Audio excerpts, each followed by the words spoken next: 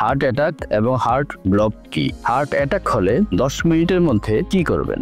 আমাদের হার্টে কয়েক ধরনের কিছু সিস্টেম থাকে। এই যে যেমন একটা ঘরের মধ্যে এই লাইট জ্বলছে, ফ্যান চলছে, কিসের মাধ্যমে? এই কারেন্টের মাধ্যমে। এই কারেন্টের সুইচ দেওয়া আছে কোথায়? ঘরের কোনো একটা জায়গায়। ঠিক তেমনি আল্লাহ পাক আমাদের হার্টের মধ্যে সিস্টেম করে দিয়েছে। আমাদের হার্টের মধ্যেও এই কারেন্ট যাওয়ার জন্য সুইচ থাকে। সেই সুইচ যখন চালু হবে, কারেন্ট যখন পাস হবে, হার্ট তখন পাম্প করবে। এটা হলো বেসিক। এই কারেন্ট লাইনের যে কোনো জায়গায় যদি ব্লক হয় সেটা হলো হার্ট ব্লক। তার মানে হার্ট ব্লক হলো আসলে ইলেকট্রিক্যাল ব্লক। এই হার্ট ব্লকে কি হয়? হার্টের মধ্যে এই সুইচগুলোর বিভিন্ন নাম আছে। তার আগে আমরা জানি আমাদের হার্টে 4টা ঘর থাকে। উপরের তলায় 2 ঘর থাকে এবং নিচের তলায় 2 ঘর থাকে। এই কারেন্টও প্রতি ঘরের দরজায় সুইচ দেওয়া থাকে। উপরের ঘর যেটাকে আমরা বলি রাইট এট্রিয়াম, তার মধ্যে থাকে মেইন সুইচ যেটাকে বলা হয় SA নোড।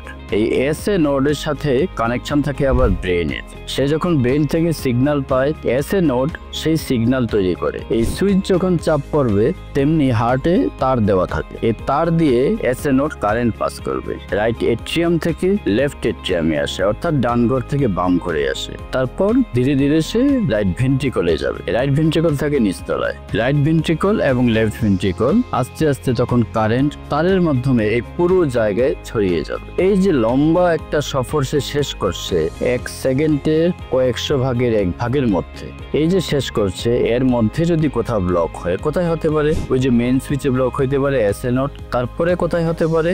AV নোড থাকে এই 2 ঘরের দরজার মধ্যে। এই AV নোডে ব্লক হতে পারে। AV নোড থেকে তারগুলা 2 হার্টের 2 রুমের দিকে ছড়িয়ে যায়, যেটাকে আমরা বলি রাইট ভেন্ট্রিকল এবং লেফট ভেন্ট্রিকল। এই যে ডান দিকে যে ব্লক করলো সেটাকে বলা হয় রাইট বান্ডেল ব্রাঞ্চ ব্লক বা RBB।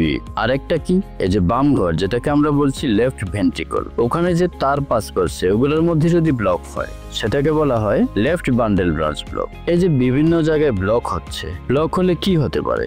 আপনার বুক ধরফর করতে পারে, মাথা ঘোরাতে পারে, সবচেয়ে খারাপ যেটা অজ্ঞান হয়ে যেতে পারে। এই অজ্ঞান হওয়াটা সবচাইতে কমন হলো আমরা বলি কমপ্লিট হার্ট ব্লক, অর্থাৎ যেটার সাথে উপরের তলার সাথে নিচের তলার কোনো যোগাযোগ থাকবে না। Right atrium, right ventricle, left atrium, left ভেন্ট্রিকলের মধ্যে কোনো যোগাযোগ নাই, যোগাযোগ বন্ধ হয়ে যায়, কাট আপ হয়ে যায়। এটা হলো খুব খারাপ ধরনের হার্ট ব্লক, যেটাকে বলে কমপ্লিট হার্ট ব্লক। এটা হলে আপনি বারবার অজ্ঞান হয়ে যেতে পারেন।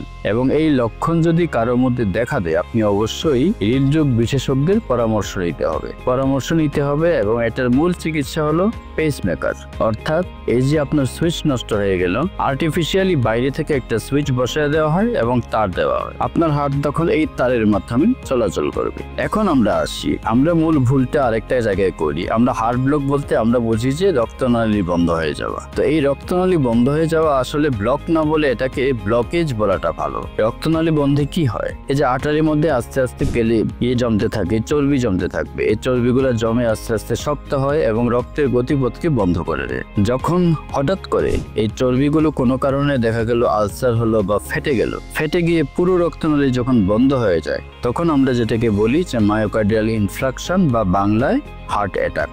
এই দুটোর মধ্যে আমাদের কনফিউশন হয়। যখন হার্ট অ্যাটাক হয়, রক্তনালী বন্ধ হয়ে যায়, তখন এটার চিকিৎসা হলো কিছু মেডিসিন এবং যদি প্রয়োজন হয় স্টেন্টিং বা রিং পরানো।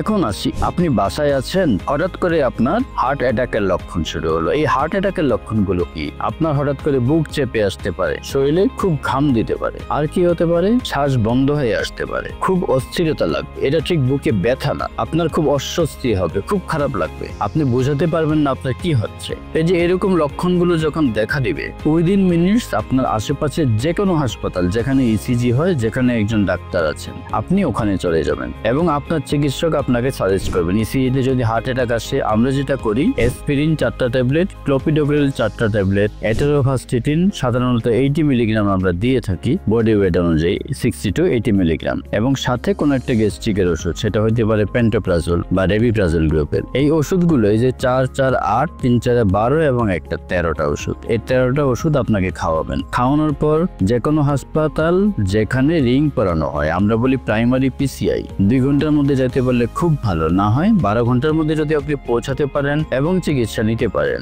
আপনার হার্ট মোটামুটি 95 ভাগ আগের মতো নর্মালি কাজ করবে। কাজেই এই হার্ট অ্যাটাকের 10 মিনিটের মধ্যে আপনি ওই ওষুধগুলো খেলে কিন্তু আপনি অনেক উপকার পাবেন। অনেক সময় দেখা যায় যে ব্লকটা ছুটে গেছে, এরকমও হয়। কাজে এই 10 মিনিটের মধ্যে আপনারা যদি এই ব্যবস্থা নিতে পারেন, যে নিকটস্থ হাসপাতালে যাবেন, এই চিকিৎসাগুলো নিবেন, নিয়ে আপনি অন্য কোথাও যাবেন, আপনার হার্ট ভালো থাকার সম্ভাবনা অনেক বাড়বে। তাহলে আজকের এই ভিডিও থেকে আমরা দুইটা জিনিস মেনলি জানলাম, হার্ট ব্লক কি, হার্ট ব্লকেজ কি। যখন আপনার হার্ট অ্যাটাক হবে, আপনি 10 মিনিটের মধ্যে কি করলে আপনার হার্টের অনেক কিছু সেভ করতে পারবেন। আশা করি সবাই ব্যাপারটা বুঝতে পারবেন এবং ভালো থাকবেন। আল্লাহ হাফেজ।